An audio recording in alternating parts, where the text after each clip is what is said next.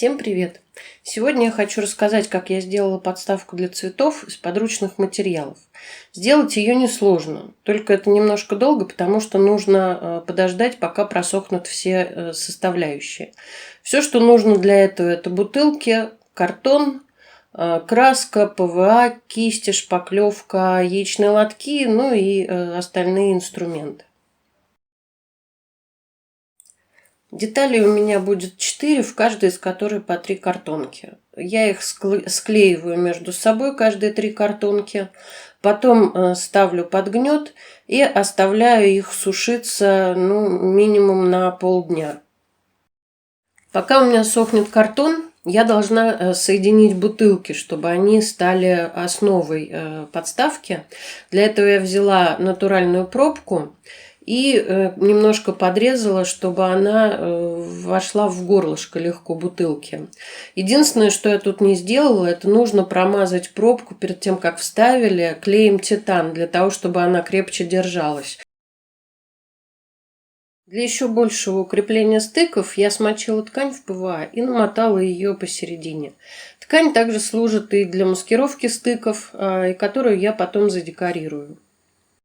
Пока картонные части мои просохли, я их укрепляю газетой и ПВА. Наклеиваю кусочки ПВА в хаотичном порядке с каждой стороны, проклеивая как следует.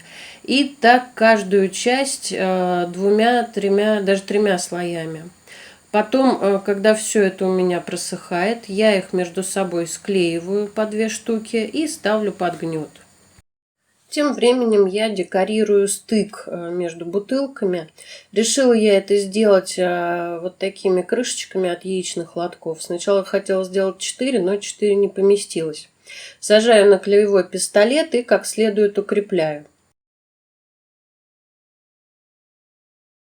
Картонки мои полностью просохли. Теперь я их покрываю шпаклевкой, разведенной ПВА. Делаю так 2 раза, чтобы было покрепче. Такой раствор, как густая-густая сметана.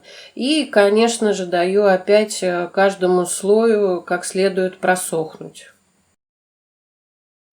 С бутылками я поступаю точно так же. Покрываю их смесью шпаклевки и ПВА, даю как следует просохнуть. Прохожусь мелкой наждачкой по всем поверхностям и картонки покрываю 2 слоями акрилового лака. Ну и после этого клеевым пистолетом приклеиваю уже бутылки к картону, даю им тоже просохнуть и начинаю декорировать подставку.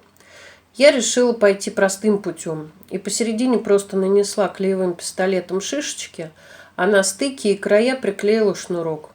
После этого я покрасила бутылки белой акриловой краской и покрыла лаком. Опять же даю высохнуть. Все, подставка готова, можно пользоваться.